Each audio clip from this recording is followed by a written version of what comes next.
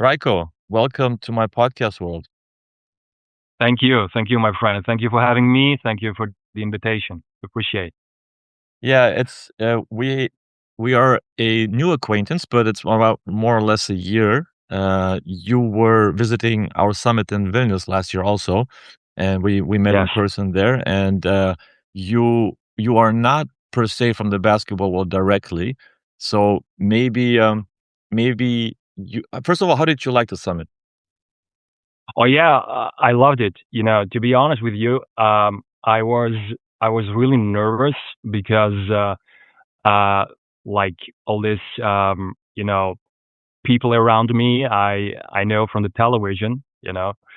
So me being there and not really being a part of the whole basketball world, but I used to play basketball, but I'm not like pro or So standing like beside somebody like Sparopoulos or Ibo Navarro and talk with them, it was a pretty great experience, to be honest with you. And yeah, what I wanted to to tell you as well is that I really appreciate their approach. So they gave me minutes. They were like super interested. It was super nice feeling, to get recognized, in this field. Yeah, it's we're gonna do it again this summer, obviously, and I hope to see you there as well. And that's the Yeah. point of this of the summit also, that we can have personal interactions with each other, because at the end of the day, I think people forget that we're all human beings, and the coaches that are put on a pedestal and they're automatically in a leadership position, they're still humble and personable enough to Yeah. go and talk to everybody else. It's not like they were very distant in our setting, and that's the what I want to encourage, and I think that this year with Messina and Maurizio and Chris Fleming and Mm. others, it's going to be very exciting as well. Yeah, I mean, it's not because I'm talking to you, but it was super organized, and then I was talking with this volleyball guy, who basically told me pretty much the same, like in terms of being super impressed um, about like the whole project and about the people, and everybody was paying attention to the other one, like listening and talking, and it was super authentic approach from my point of view. Yeah, And thank you. yeah, yeah, appreciate it. Thank you. I mean, it was, yeah, super nice, and I will give my best to be there again. And my wife wanted to come as well, but she wanted to attend the summit. But I'm looking forward to be there again. To be honest with you, yeah. Yeah, it's something that I think this year we're gonna do it a little bit different. Also, we're gonna keep the format the same, but we're gonna add a different sport to it as well. So we're not gonna just focus on basketball. Oh, We're gonna expand in different sports, and that's why you say a volleyball coach. I mean, we have a different idea this year to add a little bit of a different twist to it, to encourage to learn from each other, not only within the basketball industry but within the sports industry, and have leaders from mhm. other sports in there as well to interchange ideas, because it's supposed to be a synergy and a learning process on a different approach. But anyway, this is not an infomercial about my summit. It's more about you, and No, maybe yeah. you can Mhm. shortly introduce yourself. Who is Rajko Blaskovic? Oh yeah, Rajko Blaskovic is a person who was born and raised in Vienna. I have obviously Serbian roots. My parents moved to Vienna to like late 60s, early 70s. I was born 1980 here in Vienna. I grew up here, and I consider myself as an like Austrian Serbian person who, of course, and I because of my background, I'm more or less, I had and I have to be somehow connected to sports like soccer and basketball. So yeah, and I work as a speech pathologist here in Vienna, and I'm running my own business. I have my own practice, my own, it's called clinic, whatever you, yeah. Uh, um, and I'm, kind of a specialist on voice disease. So I work with people like actresses, actors, managers who have voice disease. So I try to help them to get into a rehab mode to get a healthy voice again. Besides that, I work with people who suffer from different kind of neurological disease like Alzheimer, strokes, Parkinson's. So at the end of the day, it's all about the verbal form of communication, and I try to support them the best way I can, and I give my best to do it on a science based, to use a science based approach. Yeah. So this is people going to ask themselves, why are you here in my podcast? In terms of like the speech pathology aspect. But firstly, this is what I want to encourage people with through this podcast to learn from other fields and implement it into their fields. And this is the whole idea of this podcast, the summit, to have a little bit of the integrated approach amongst each other. So today we're going to talk about your field first of all, so I can learn also more about speech pathology and certain things that obviously with my speech that I can improve. And maybe you can coach me a little bit on that as well, so I get a free session in, and then Oh we're yeah, gonna yeah. have, and then we're gonna have we're gonna implement that into the coaching aspect, and you're going to tell me with your experience with coaches and experience from what you see, what you observe, and where coaches, leaders in general can improve on. But why did you choose this field in the first place? What drew you to speech pathology? Because I am a stutterer. I do stutter. I've started to stutter at the age of 5 or 6, something like that. So then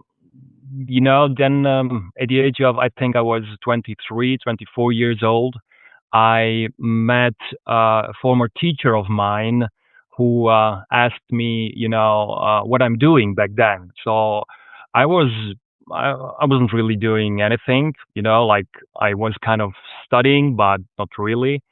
And then the person, brought up the idea about, what do you think about speech pathology? Because you have, you stutter a little bit, but have you ever thought about it? So I was like, oh yeah, I mean, it's like super interesting, and I do kind of uh, felt pretty far, related to the idea, about being a speech pathologist and help other people to improve themselves or to help themselves to get through the day. And that was it. I didn't really think about the voice stuff, to be honest with you, because back then I was an animator. I kind of think that I do have a good connection to kids in general. So I more or less saw myself, helping kids, children, young people uh, to uh, cope better with some difficulties in terms of speech and pronunciation and so on. So that was like the initial idea, about it. So you went from being affected by stuttering to going into the field and basically learning more about speech pathology, and then at the end helping others to improve their stuttering, their Yes. speech impediments, and things like that. So is it right to say that speech pathology is an integrated approach? It's integrated into speech therapy because you learn about speech Yes. pathology. It's the study of it, Yes. and then you Yes. use the speech therapy. But it's two different things. But you use the speech Yes. pathology news and the information that you have to in therapy. Yes. Right. So uh, that's a really good. Yeah, you got it totally right. To be honest with you, you have to get the information about the pathology, and that brings us to the whole voice voice theme. So when you get the idea of what's going on, what's going wrong at the moment with my voice, then you get, as a therapist, you get the idea of uh, how you can help somebody um, with a with a dysfunction, you know, Mhm. with a voice dysfunction. So and that's basically one of the main I say conditions, you know, because for to be a good therapist, you have to know the background. You have to know, as you said before, you have to know the pathology and what brings somebody to a certain symptom, you know. Mhm. And the better you get at it, the therapy, you know, gets just better, you know. So when you when you observe other people, whether it's actors or just regular interactions, besides the obvious things like stuttering or maybe a voice that's a little bit different, what are some things that you like, some subtleties that you look for to assess somebody's speech or language skills? The first thing you, as a therapist, as a speech pathologist, you pay attention to. I mean, it varies. Like everybody, you know, has its own approach, but in general, it's about, you know, the way somebody uh, pronounce, you know, certain sounds. You know, we like to call it more as sounds, like letters, you know, and certain movements, you know. So we have to be aware of the fact that it is muscle work. You know, it's nothing special. You know, there is a, I don't know, Throat you muscles? Throat yes, muscles? throat Okay. muscle. Yeah, yeah. When it comes to voice, yeah, then it's like throat muscle, voice box muscles. You have a bunch of muscles which have to work harmonically, you know, to get a healthy, nice, let's call it nice. But end of the day, there has to be healthy voice. Okay, so Mhm.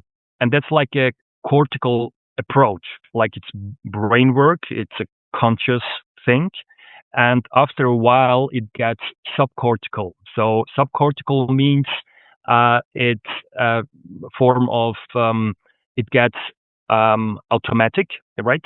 Yeah, Mhm. you don't have to think about it, Mhm. and that's the approach to which most of the coaches are using all the time. Basically, that's what I really was impressed by his aura as well, Ibon Navarro. When I talked with him at your summit, he was like, "Oh wow, actually, I've never like thought about the how and what do I have to do to get this thing work, like voice, tongue, lips, certain muscle groups. You know, I don't want to get too deep about it, but I think it's understandable, right?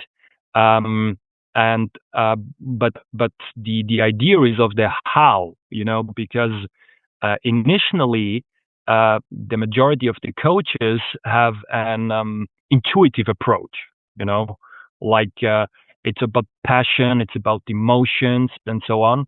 And that's what what I want to change a little bit to um, make coaches aware of the fact that they can work more consciously, you know, with certain muscle groups to make the whole process a little bit healthier for them. Mhm. Mhm. So when you are telling coaches, or let's before we go into the coaches aspect specifically, in general, Yeah, yeah. people, there are certain communication disorders that they have. Is there anything that jumps out at you immediately when you feel like that this is completely something that this person should improve on immediately, or is it always I, very subtle? yeah, like I do.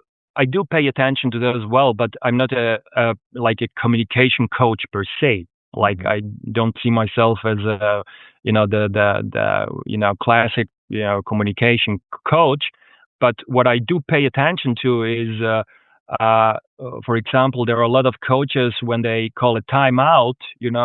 They sit, they look down to their how you say, to the board, and that's one of the mistakes a lot of coaches are doing while having a timeout, because they're putting their chin down, okay, and here you have your voice box, so you're actually affecting the muscles who should be responsible for a great voice, but you don't think about it. You're thinking about, okay, I have to draw. I have to draw something, because I have some ideas for the next couple of games, and that could be one of the reasons why voice might break after a while, for example.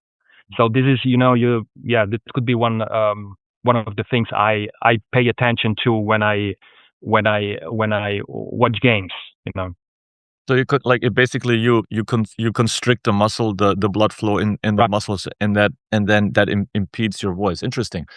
So what Yes. what would you say are the main, whether it's 2 or 3 or 4 main pillars for a good voice, for a leader to talk in a proper way? What are, like, the main pillars around it that you would have to focus on from the get-go? The thing is, coaches or leaders have to be aware of the pressure which you build while you're producing voice. So the voice is created, at a voice box. So you have, vocal cords, which have to vibrate, and it has to happen harmonically, right? And when you put too much pressure, so let's interact a little bit. What do you think? What might be, a reason of the, like, let's call it pathological pressure? How you put pressure? How you might put pressure on vocal cords? What do you think? What do you have to do before you say something? What did you do right now before Swallow. you said? Swallowing? Not swallowing? No, no. Like you were like thinking, and then you said something. What did you do right before you said something? Um, I know. Again. So let me. Yeah, yeah. I know. It's a funny thing. It's a funny thing. yeah, Look. tell me. Yeah, yeah. You're inhaling. Ah. You know. You're inhaling. So you change the capacity of your lung. The lung volume, is changing. So that's one of the, it's not a mistake. It's maybe a form of a misunderstanding. That we have to inhale before we say something. Mhm. You know. But Yeah. there must be a difference between nose breathing and mouth breathing, because usually I try to breathe through my nose, for various reasons. You I don't wanna get it. No, no, yeah, yeah. I'm totally into the breathing thing as well. So I watched an interview of Coach Mazula, I think 4 or 5 months ago, where he said that he stopped to chew chewing gums because of the breathing patterns. So he kind of recognized that it changed his breathing patterns, and he didn't want to affect the you know unhealthy way of breathing his coaching decisions. But we have to distinguish between the uh, you know uh, way of breathing while you are using your voice, okay, and the way of breathing you are using at the moment right now while you are listening to me, okay. So when you listen to somebody, Okay. When you read a book, when you are meditating, whatever it is, nose breathing is totally fine. Okay. When you use your voice, then it's, totally okay to use the breathing through your mouth, to inhale through your mouth when you create voice, when you use your speech. So these are two different things. Okay. This is essentially this is right down my alley because it's all about communication. My podcast also. Yeah, So yeah, so yeah. we are basically talking about my line of passion. Um, Hmm. are there common mistakes that co coaches, actors, leaders that you see that are right away that subconsciously, autonomously, we don't think about it. We subconsciously we do certain things that we are innately doing for our whole lives. But is there something that everybody is struggling with that you could say like this is the 101 of speech therapy that you should focus on right away besides the Um, breathing aspect? Yeah, no, it's not really, the breathing aspect is basically I don't know, it's a superpower, a superpower condition when you, let me tell you, yeah, voice production is, muscle work, it involves the coordinated use of, several muscle groups in the body. Unfortunately, this muscle group is uh, very often performed in an unhealthy way in certain situations. So that's what I've told you before. When you are in a in a super intuitive mode while you're activating your speech, your voice giving mode, then you might lose it super fast when you put too much pressure on your vocal cords. Mhm. And then when you put too much pressure on your vocal cords, then the tension of the cords, goes up, and then the pitches, they get high, they get higher, Mhm. and then that's how I do, breaking this, all the coaches when they're like, "What I've told you all the time," I've Mhm. and that's, a coach told me, but that's me. I'm super authentic.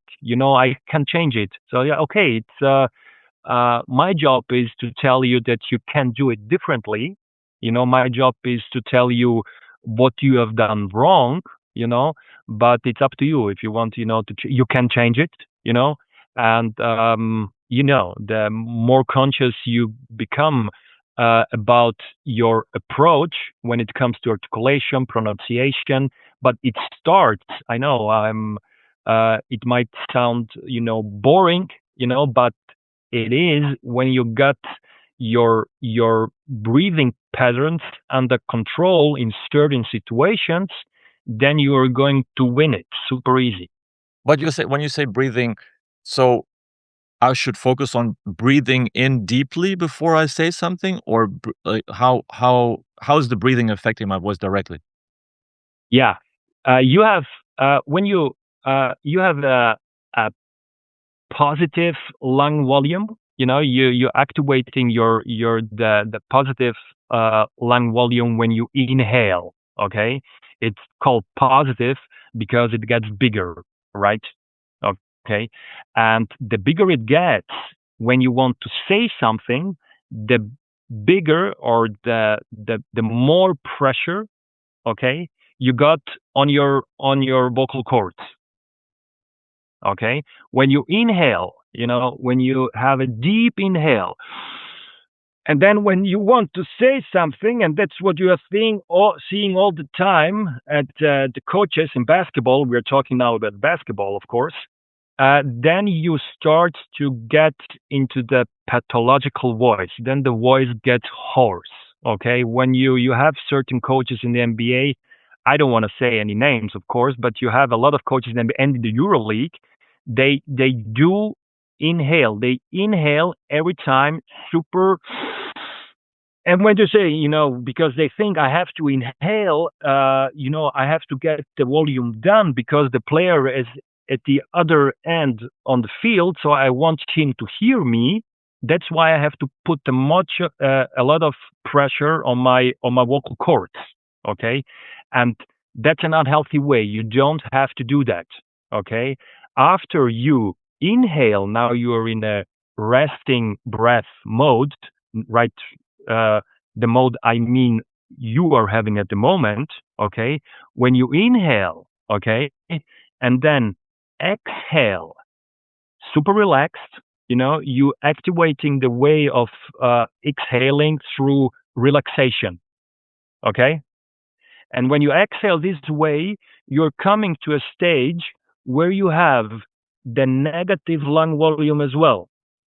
The negative lung volume as well is this part. When you inhale and then exhale, and then this, I can still talk. So now I have enough volume right here to use my speech, to use my voice. And as you see, you can lead it to a really long sentence without a need to breathe in again. But can you also yell across the court? Yes, Okay, yes. okay. Yes, you can Because do it because it's yeah, hard to imagine that you can, yeah, yeah. without inhaling, that you can't yell all the way across, that you have to Oh really yeah, yeah. Believe me. I mean, I don't want to do it now because I don't want to.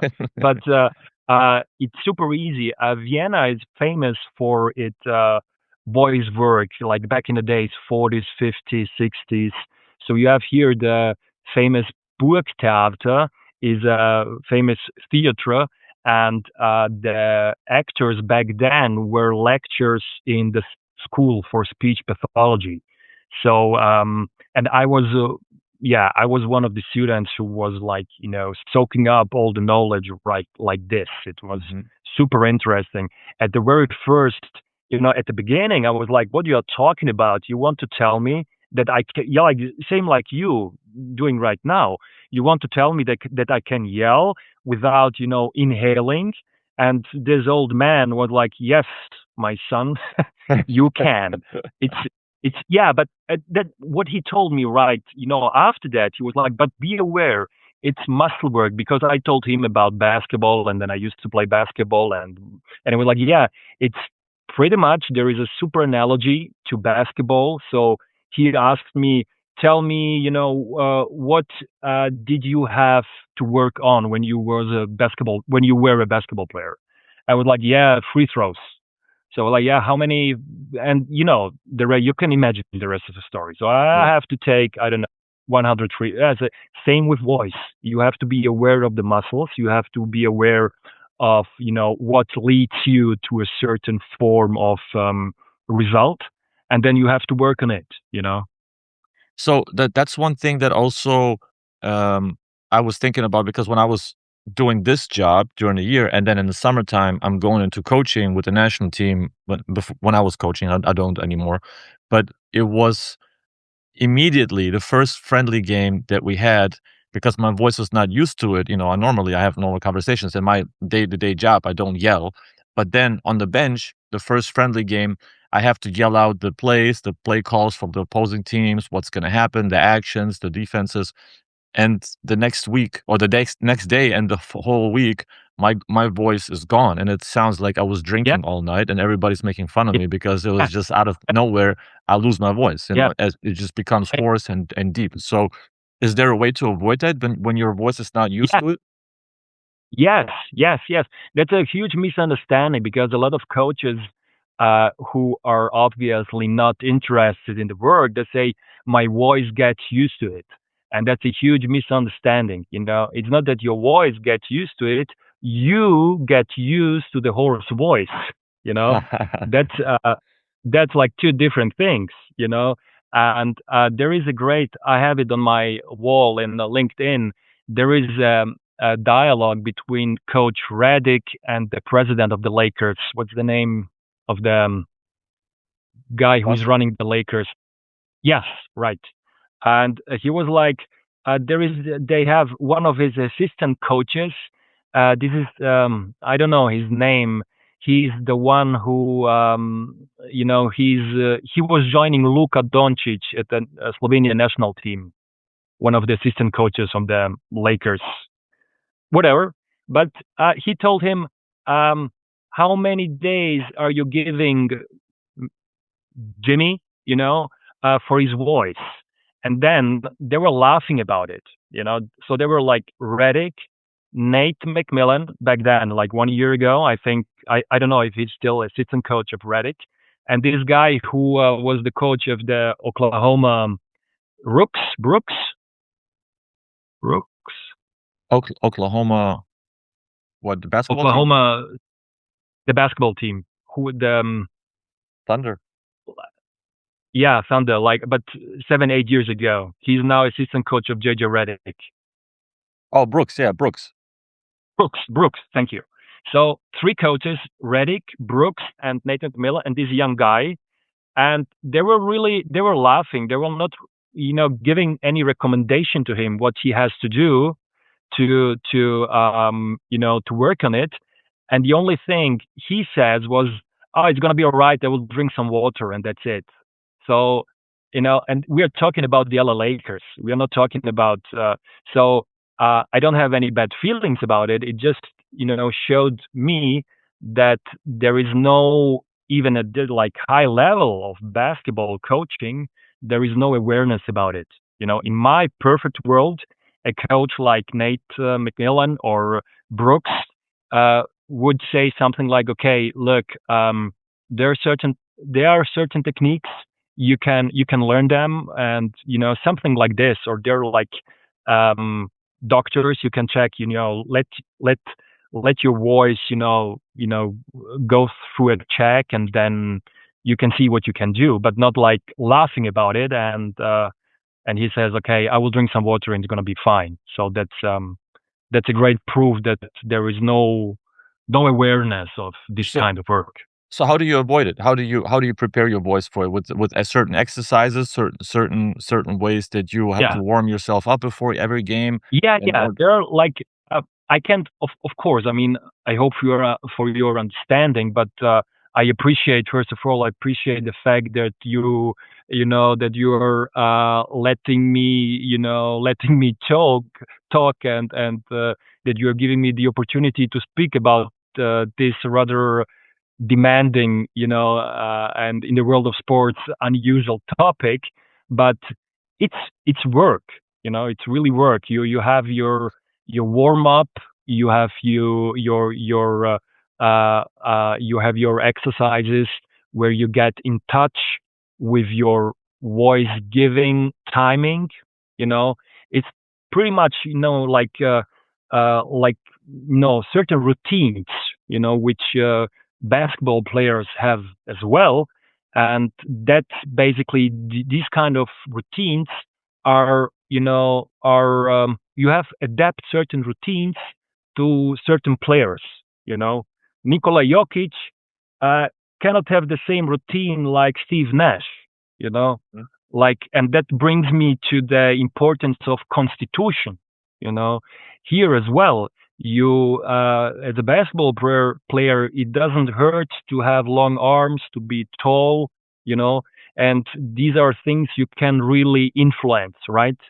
And as a professional speaker, and coaches are, from my point of view, professional speakers, they have certain conditions as well. That doesn't mean that you should not become a professional basketball player or a professional speaker, but you have to be aware of your constitution.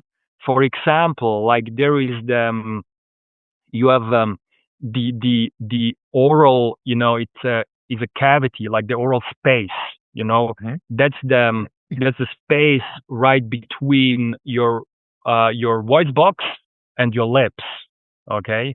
And then you have somebody like, of course, everybody knows Pep Guardiola, whose chin is a little bit backwards. Okay. Mhm. So this, anatomic, fact is affecting the resonance. Okay, so you don't have so much space, like, to compare him with Jurgen Klopp. Everybody knows Jurgen Klopp, who has a huge, like, but that's, anatomical thing. He's super large here, so he has enough space to use it as a form of resonance, which helps him to support his voice. And Mhm. this is one thing as well, which coaches should uh, should pay attention to when you see, okay, where am I at the moment, and what do I have to do to improve the resonance which supports my voice my voice quality. Um, that's one thing also I remember I was visiting I was doing in Berlin, I was doing, improv classes. I was taking improv classes. I went to improv for 6 weeks, I think 8 weeks, 6 weeks, something like that. Oh, And, great, great, yeah, great, yeah, I love, stand up, and it's a little bit, you have to improvise, you have to be quick on your feet, and great, we did some warm up, routines, to warm up our voices and words and playing games, and obviously you have to move your mouth a lot and do a lot of like, "Ah, wow, yeah," right, like, right, just yeah, yeah, just to warm up the muscles here in your mouth and right, in your jaw in order to be yeah, better, to have your I guess, your mouth movement and your tongue movement to get better prepared for yeah. the words that you're gonna use. And this warm up you're talking about is good, super good, but it helps you for a while, okay? And then the brain takes over, okay? Mhm. Then the brain starts to activate the muscle groups which you were describing before, and the brain is going to activate these muscle groups the same way like it did the last, I don't know, 20, 30, 40 years. And that's why uh, work is necessary, because then you are into then you start to activate your old habits again, you know, subconsciously, and then that's one of the reasons why this way of warming up helps. But for a pitch, maybe when you say, Mhm. okay, you have a 10 minutes pitch, you have I don't know, you have a stand up show and you have your 15, 20 minutes, it might help. That's a fact. Mhm. Okay.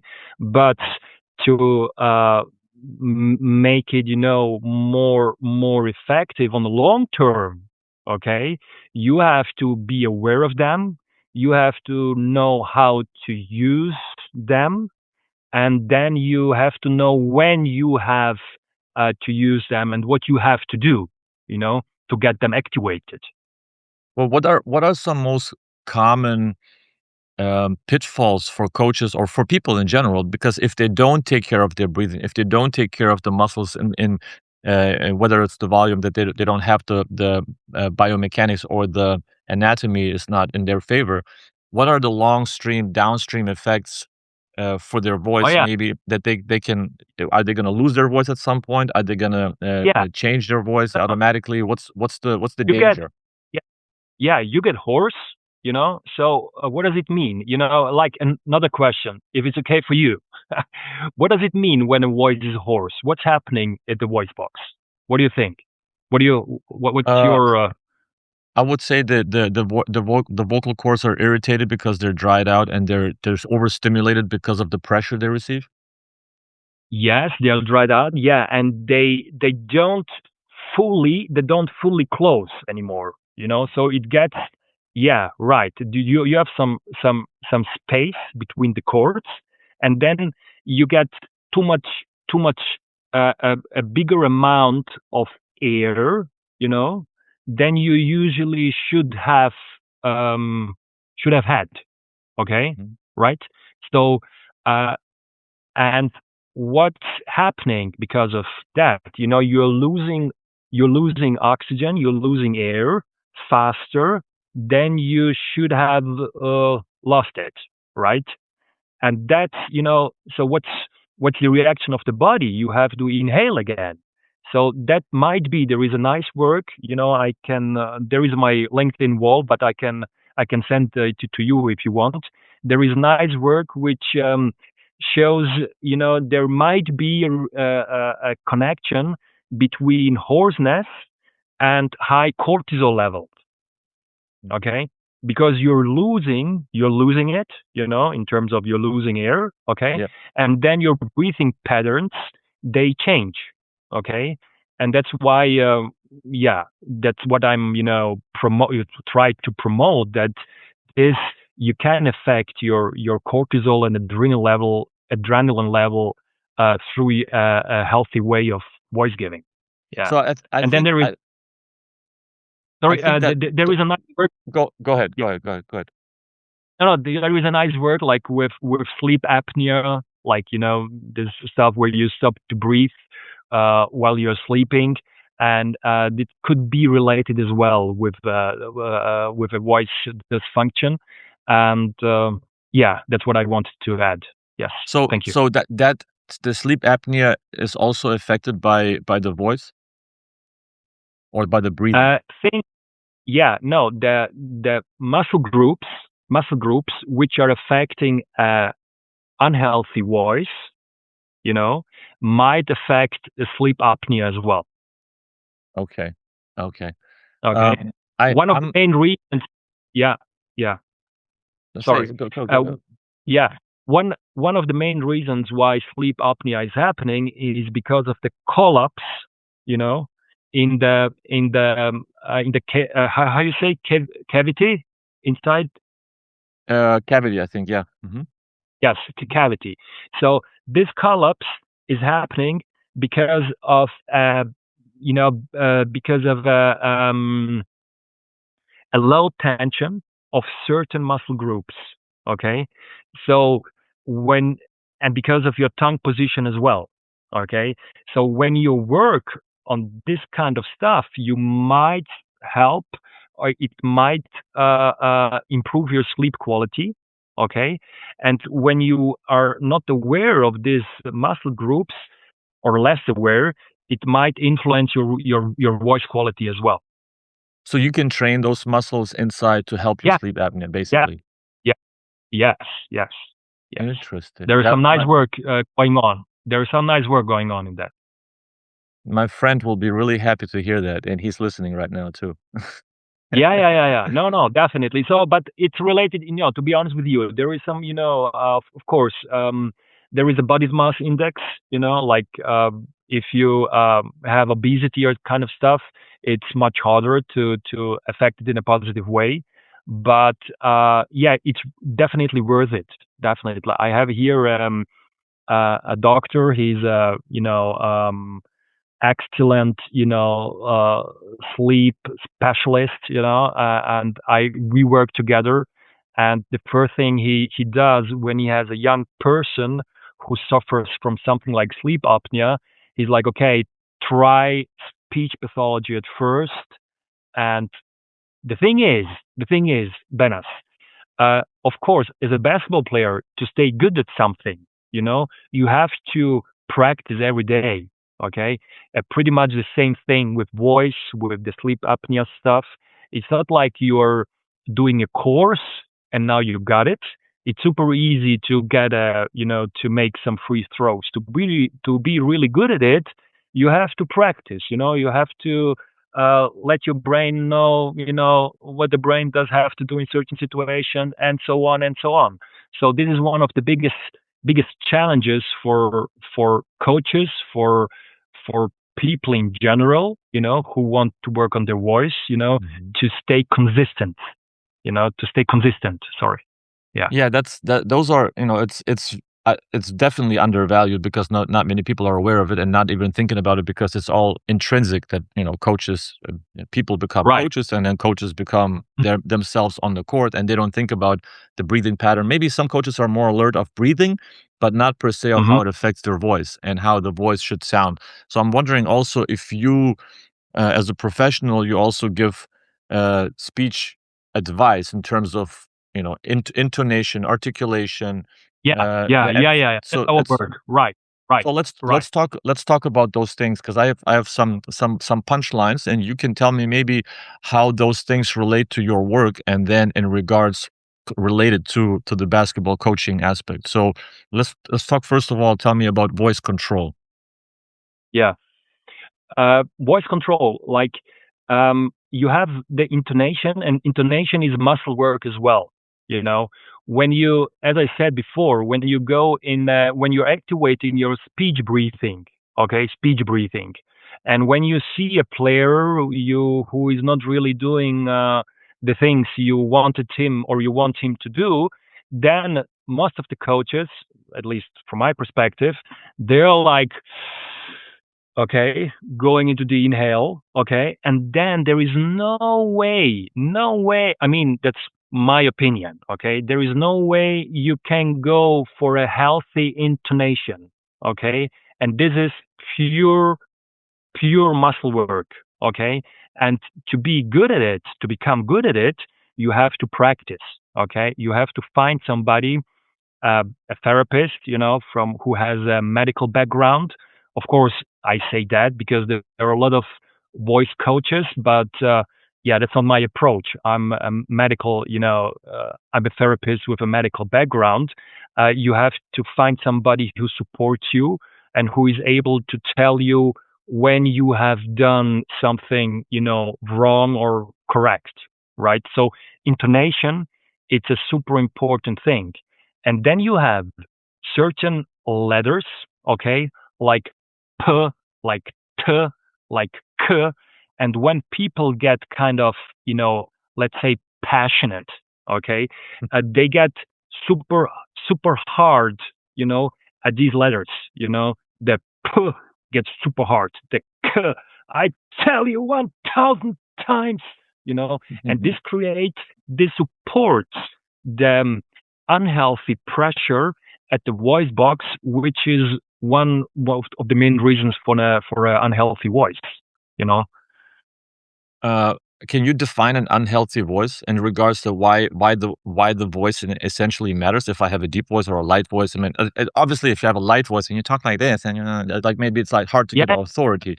That's so the like probably the authority. unhealthy. Yeah. An unhealthy voice is a hoarse voice. Okay, that's an unhealthy voice.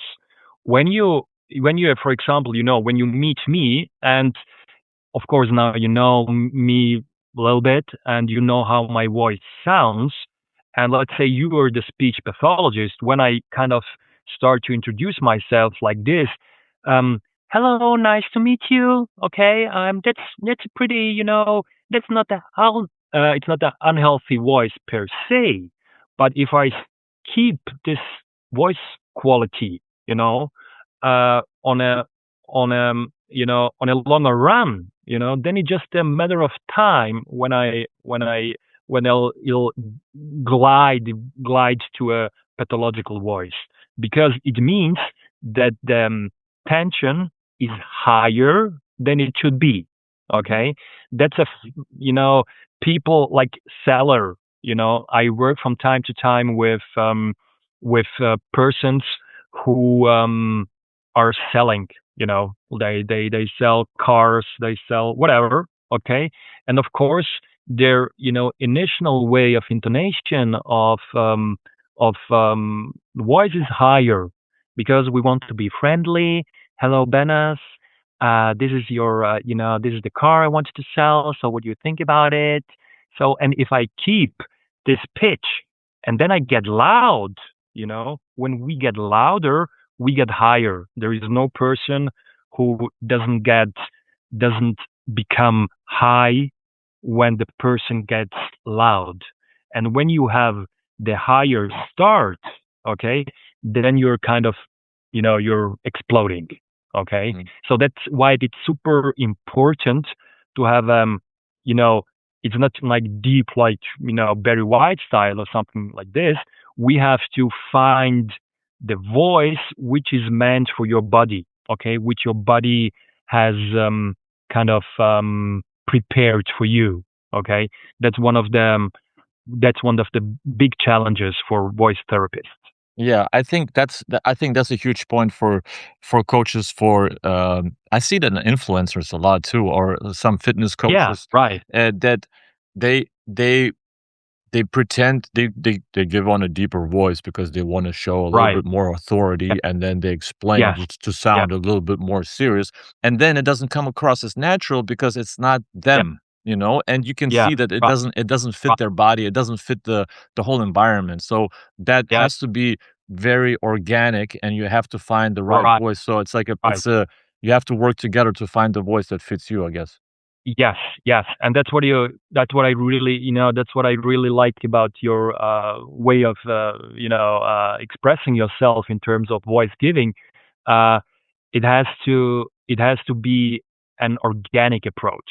It's not about me teaching you how to get the voice like, I don't know, like Jurgen Klopp or Ettore Messina. We have to find Bena's voice. Okay, Yeah. and when we get your voice, then we start to work on the different exercises to keep it. You know, and it's pretty much, we have again the analogy to the basketball. Okay, when Luka Doncic, or of course I'm more Balkan related, when Nikola Jokic, Dejan Bodiroga, they have their style, and now they have to, that's the base. They have to.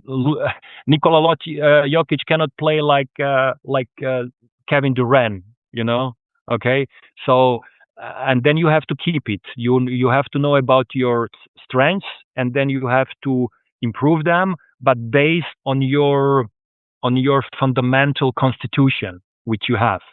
Okay.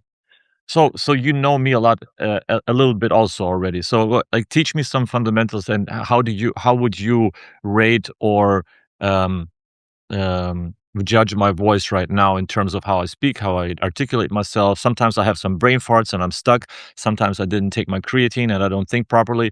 But in general, what do you Yeah. think of what I could improve on, and what are some basics that I should focus on? So, I mean, what I can tell you right now, and it's like super basic stuff, okay? Your voice doesn't sound unhealthy at all, okay? You have a healthy voice, okay? From time to time, you sound a little bit nasal, okay? I got a big And nose too. that yeah, no, no, I was sure, be sure it's not because of that, but I like if you like kind of check in into my practice, I will like send you to a doctor and say, okay, are there any organic reasons why you sound a little bit nasal from time to time? Okay, and if they are not, if there is just a functional reason means like it's a muscle thing, okay, then we will try to work on it, okay, to make you aware of certain muscle groups which are responsible in general for a nasal sound, okay, and that's one thing I would work, with you on, okay, if you will be my client. And And in other term yeah, Yeah, go yes, ahead, and other things? yeah. Another thing would be like your like the tempo. Okay, you from time to time are somebody who starts, and that's what I think. It's because of your background, because you are into the communication and you have your courses and so on, and then you get a little bit more conscious about it at the very beginning of your speech. Okay, and then the longer the sentences last, right? uh, the faster you get from time to time. Okay, and this is like pure muscle movement. It's nothing special. Okay, and then the thing would be to again make you aware of the muscle groups which are responsible for this way of articulation, this form of articulation, and then make you work to try to change them, the patterns, okay? But at the end of the day, you have to feel good about it. You have to be okay, you know it doesn't make sense to make you work in a form of, okay, which you don't see any any support or any benefits out of it. Mhm. Okay, I but it's a think tempo. the tempo that's true, and a lot of times it has to do with my clarity of thoughts. That I try to gather my thoughts, I try to gather my words, and I try to think of the message I'm trying to send and find the optimal explanation or expression of my thoughts. So Yeah, sometimes the yeah, beginning of my sentences sound like I'm searching for words because I'm searching for the perfect word instead of searching for a way yeah, of just expressing my thoughts, you know? And then at the yeah, end of yeah. the day, it's the longer the sentence goes, the more I can find the right way of the message that I'm trying to send.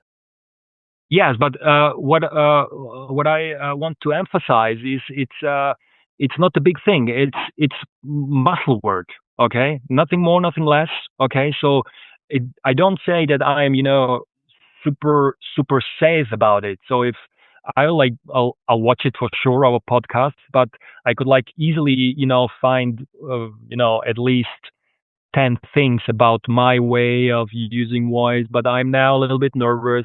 I'm not really, I'm a rookie in this podcast world. So I had a podcast, a month ago, like it was in German. I've never had a podcast in English. I'm talking with a scout of the Boston Celtics. So, it's some things are going on and I'm aware of them and what I'm doing and what of course I'm not bad at it because it's my profession. I'm able to regulate it. Okay, that's what I'm doing right now. I've become aware of it. I've become aware of my voice quality, and now what's going on? I don't know if you are hearing it, but my voice is changing. My way of intonation is changing. My way of pronunciation is changing, and I feel better with myself at the moment. Okay, at the very moment that here i I kind of feel okay, it's already like an hour, we're talking for already an hour, but now I'm getting a little bit into it because I'm More in the relaxed. mood. Yeah. Yeah, yeah, I got the flow, and it's all about, I know I'm repeating myself, but it just emphasizes the importance of the muscle work, okay, and of the importance of awareness. And you're talking about my tempo, but how important are pauses and the pace of how I'm talking? Yeah, super important. I mean, if you have, of course, there is one famous guy we all know. It's former president of the United States, Barack Obama. Okay, you have here the whole package. Okay, of course, it doesn't mean that we all have to talk like Barack Obama, but it's like it doesn't hurt to copy some moves of Kobe Bryant or Michael Jordan or Dejan Bodiroga. Of course, I never will play like Dejan Bodiroga, but at my level, which I played back then, it was not bad. It was good. Okay, so there you have the from the perspective of of your listeners. Okay, the fact that you are doing pauses and you are able to work with the conscious intonation, okay, then you have your listeners are much more into it than when you keep without any changes. There is called prosody, without any changes. When I told her that you have to go around the errand, but you're gonna, you can't tell me, of course, you can't make a study. You can't ask a player after timeout how much you get right now from this timeout. Tell me, okay? But I have a funny story about Bayern Munich. Like 10 years ago, I was at Bayern Munich at one of the training sessions with Pep Guardiola, and there was David Alaba, there was Javi Alonso, and Guardiola was losing it, and he was shouting. He was after the practice, he gave a press conference, and he didn't have any voice. Okay, so he there was Javi Alonso was the guy. He was shouting at him like how many times do I have to tell you that you have blah blah blah? So I don't know. I doubt that Alonso won't listen to somebody like Pep Guardiola, but you have to be, you have to be brave enough to tell a coach, coach, I didn't understand. Your voice is so weak. I don't, I've never heard somebody saying that. I don't know. Yeah. So what are some like clear basketball examples that you have maybe from coaches that you can say that this is how it was and this is how it is now, and this is who you worked with and the improvement that they made from being one way before and then another way after? What are some clear distinguishments that you have? Yeah. I mean, like, here in Austria, we do have like a couple of really good I mean, of course, we have more. I think we have really good basketball coaches, but the coaches who are kind of famous is Raul Korner, who was in the German Bundesliga for a while, and we worked together. And his feedback was after them 7, 8 sessions. Okay, he was like, "Yeah, thank you for your approach. It's um, he developed a total different view, on the importance of speech, of intonation, of a healthy voice, especially now when he works in Asia and when he has a guy who is translating, everything he says, and like the importance of uh, giving this guy time to, be able to know what you want to talk about, and taking care of the pauses, emphasize the importance of the pauses, and so on. Yeah. So Raul Kona is an example, or Stefan Gassecker, he's assistant coach now in the Czech Republic. Um, Also a super smart guy. We clicked right away. He got it like super fast from the very first session. He was super motivated. Raul as well. Like when you have somebody who gets the idea right away, it's super easy to work for me as a therapist. You know, I have coaches from time to time who who uh, are or were sent by some some association, to work on their voice, so they are sitting right in front of me because they have to, you know so I can explain, how long, they were like, yeah, and you could like see in their eyes they don't get it. Okay, so then it's much more harder to work on it, you know and the coaches, uh, where you have, a coach like Steve Kerr, who I think is a really cool guy, and I think I would love to have dinner with him. He seems to be a really nice guy, but his voice is, when you compare his voice, like, I don't know, at the Warriors, like when he was the manager, I think he was the manager of the Phoenix Suns, right? GM or Hmm. something. Yeah, his voice back then, or when he was at the NBA TV, when he was sitting around with all the former basketball players, his voice was, you know, super different back then, than it is now, like 10 years later. So, and my approaches and my idea, it does not have to be that way. You can affect it in a positive way, in a healthy way.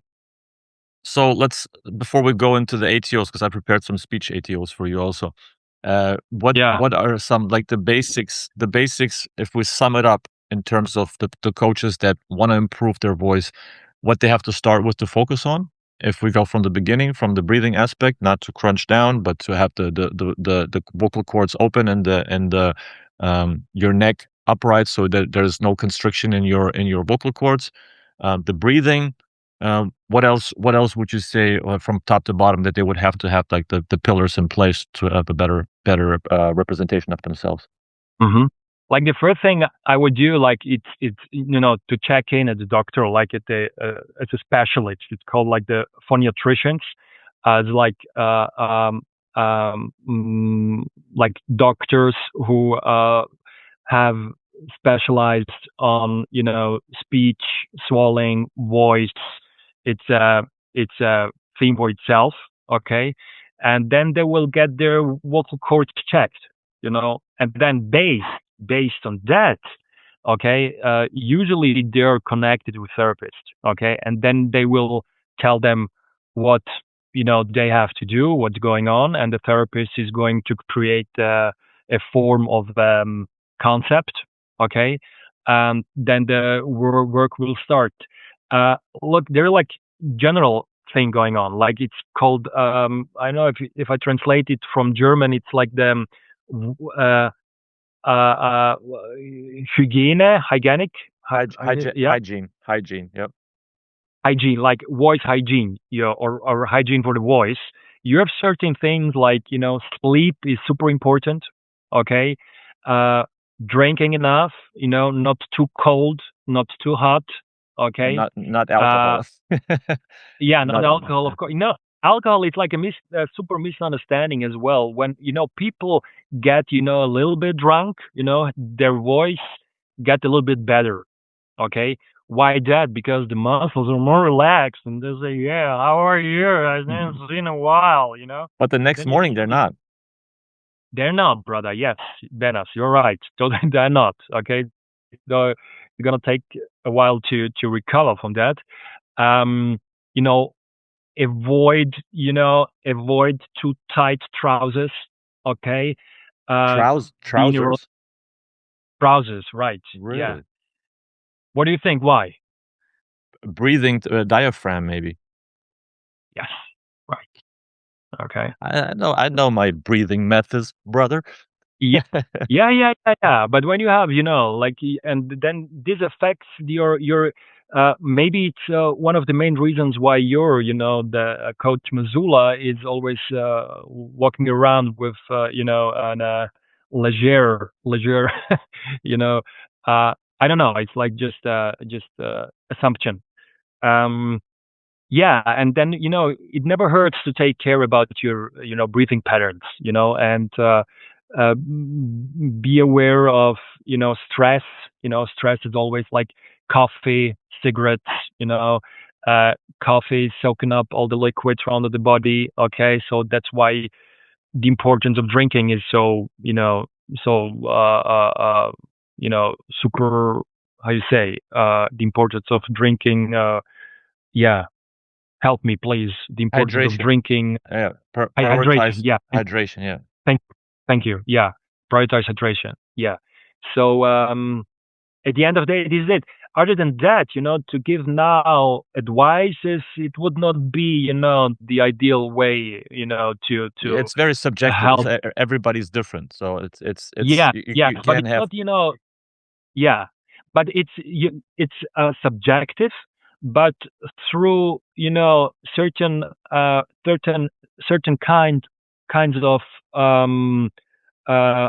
how you say certain kinds of Untersuchungen, and Uh, yeah, certain kinds of treatment, not treatments, but I know what. How do I explain it? yeah, yeah, when you go to or certain kinds of checkups, you know, Examinations, yeah. examinations. Examination, thank you. Certain kinds of examinations, then it gets objective, then what is going on. It's not that I, feel like, okay, I feel like Benas, you might blah, and that's not serious. That's not serious science-based work. I have to know why I am doing something. It has to be super, super clear. I have to be able to explain it to you in a receivable way, okay, that what is going on. Because when you don't get it, okay, then the whole project doesn't make any sense, because then you are not able to work on it. You would get exercises, and then you have to do the exercises at home or whenever you can, in the plane, at the airport, and that's the quality of the therapist, okay, because I want, for example, you are my client, I want you to become super independent, okay, at the end of the day, okay? It just, matters like after this main work, you know, after, every single month to check in to say, hey, Raiko, I feel this, I feel that. Like the NBA players who have their coaches, like, okay, you can support somebody, but at the end of the day, they know what they're doing, right? They're, and that's a mission, kind of making, making somebody so good at it that the person doesn't need any help, you know, Yeah, from from your yeah, perspective, yeah, like yeah, the goal should be, as for therapists, for doctors, to for the patient not to come back, right? I mean, it's not, it's right, right, right, that should be the ultimate goal. It's not, it shouldn't right, be, of course it's a business in some senses, doctors should not be looking at it as a business. Therapists are, they have to make money as well. Everybody has to make money somehow. But yeah, at the yeah, end of the day, yeah, the more people you heal, the more people you help, the more other yeah, people, word of mouth travels, the more people come back to you, other people will come back to you, because it's a network effect. So right, it right. should be a goal of making them, like you said, independent, and yeah, on their own, being able to help themselves. And to make one thing clear as well, like changing these patterns um, requires a form of discipline for sure. Okay. And, but, like that's my point of view. And look, I don't pay my bills with this kind of work. That's my passions, my hobby, I have, but uh, that's why I'll, I want to say that I think, especially in a high performance sport, discipline should not be the limiting factor, and when you have somebody who knows what, in this case, myself, um, he's he's talking about, then yeah, it's at the end of the day, you have to look for a great fit, you know and as a speech therapist who specializes in voice, this is exactly what I work on with my clients, Benas. Yeah. Helping them to become aware of it, and learning how to use it efficiently and healthy, Mm. and of course, look, I mean, if somebody like Steve Kerr or Pep Guardiola calls me and say, okay, jump over, or Joe Mazzulla, jump over, we want to work with you, I wouldn't say no. Okay, so to make it clear, but in my case, it is probably an advantage, right? Advantage that I come from a sports background myself, that I like to play. I used to like play basketball, and I like soccer and so on. But as I mentioned before, this is not a necessary condition for a successful collaboration. Okay, Mhm. it would be, a little bit too, let's say, I don't know, presumptuous, in my opinion, to claim that. So there are enough good therapists around the world, but you have to find somebody who knows what he or she is talking about. Yeah. All right, let's bring this one home. I'm gonna throw out some ATOs at you, and see what you can offer, on what you can put on the table with our communication nuggets. Yeah. Best professional investment you've made in the last 12 months, besides coming to my summit, but that's okay. uh, yeah, it's definitely, I'm doing my science in my master in neuroscience now. Yeah, Okay. and I learn a lot. Yeah, and it's opening, for me, a total, not a new world, but and how you say, an additional approach, which I didn't really uh, use the way I wanted to use back in the days. Cool. Best breathing tools. Best breathing tools. So a really good and super easy thing I'm doing from time to time is going for a deep inhale, okay, like super deep, like where you have the feeling, okay, that's it. And then relax yourself the best way you can, okay? Keep it, you don't exhale, and then you exhale controlled, all the way, you know, keep it again, and then you let the body do the rest. Okay, then you're again in your mode, in your rhythm, and then do it for a couple of times.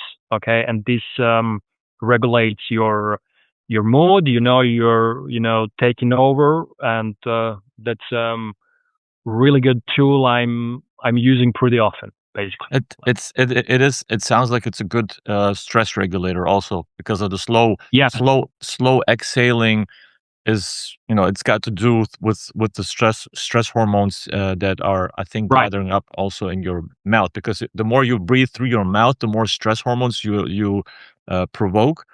But then the exhaling, I usually do, like, I try to breathe, inhale and exhale mostly through my nose, just to have like the stress levels down. Yeah, bit more like just a little bit more important is the tempo. Okay, Hmm. so when you take over, and when it's like then you're activating the frontal lobe. Okay, and this is like responsible for all the conscious decisions. Okay, and then you let your brain know, yo, I'm taking over right now, so relax. And when you are regulating the tempo, you're totally right. Nose breathing, it's super important. Okay, but when it comes to like when you go when you're activating, or when you glide into breathing pattern which is out of control, okay, then it doesn't make sense if you're breathing through your mouth or through your nose. When you're doing, okay, then you're kind of losing it. There are great holotropic breathing. These I've never, if you heard of it. Yep. Yep. Yeah. Have you ever done it? No, I know, but it does produce some DMT, I think, in your body, the way you like the holotropic breathing that you do, Yeah, like yeah. The guy back in the days, he was like an experimental guy. Let's describe him like this. And but maybe next time more about it. Um, yeah. So it's more about control, okay? And you are the one who says, okay, now I stop breathing, because then you're then in the apnea state. But it's a big difference, you know Mhm. when you take over and you are in the apnea state. That's where all the apnea divers are working on. But when you're in apnea state without any conscious about it, that's when it becomes a little bit, unhealthy for your body. Mhm. Okay. Best one speech skill you wish you had. One speech skill I wish I had. Um, One speech skill wish I had. Um, Maybe, not maybe, for sure, like recognizing bit earlier when I'm losing it. Mhm. When I losing, when I'm losing control of my speech, of my voice, you know, maybe recognizing it a little bit earlier. But that's, as I said, it's just a matter of practice. Give somebody like me, give me like 40, 50 podcasts, and yeah, I will be the new Huberman. As a podcaster, not at a private life. Yeah. What are some really good or the best resources you know of that would be easier for coaches or for professionals, leaders to learn from online or anywhere about speech Uh, pathology? yeah, I mean, look, I did a course. I did a course 3 weeks ago, like about AI, and how to use it, properly as a speech pathologist. So, and to be honest with you, I had some. I was half a year ago, I was a bit skeptical about it, but it was just a lack of knowledge, obviously, you know. And now I do really think when you use it properly, okay, when you know how you have to ask, but it's, in general, like when you know how to create your questions, when you have somebody who helps you with it, then yeah, ChatGPT or other companies who are known for the whole AI thing have really good answers. But more in regards, I'm more in regards to your field. What are some resources for speech pathology that are valuable for people to know about? You mean resources in terms of books or something, or Yeah, or books, or f maybe Instagram accounts, Twitter accounts, X accounts, something that yeah, I that mean, maybe online yeah, yeah, platforms that offer courses or something yeah. like that. Yeah. Uh, like the thing that my resources are like primarily the studies. I read studies almost every day, and yeah. But to be honest with you, I started with it like maybe 2 years ago, uh, and the books they're not yeah, there are like some German books. There is a person called Amon. She's an Austrian, and she is good at explaining the like the small tricks you can use from time to time.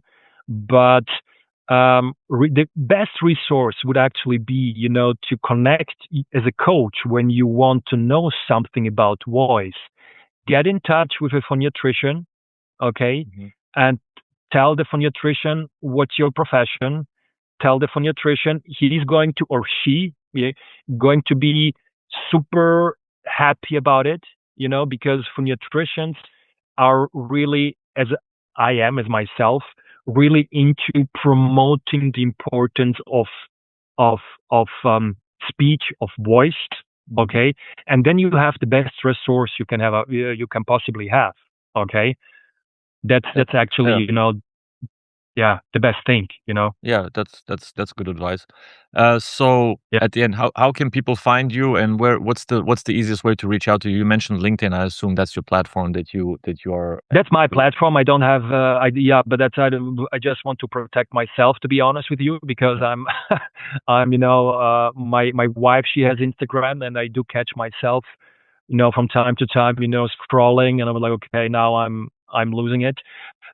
It's LinkedIn, and it's like my homepage. Not like it's yeah the old fashioned way. You have my homepage, and there is my email address, and reach out and feel free to get in touch, to ask questions. Even like if somebody wants my help in terms of finding a therapist in their area, I will give my best to help.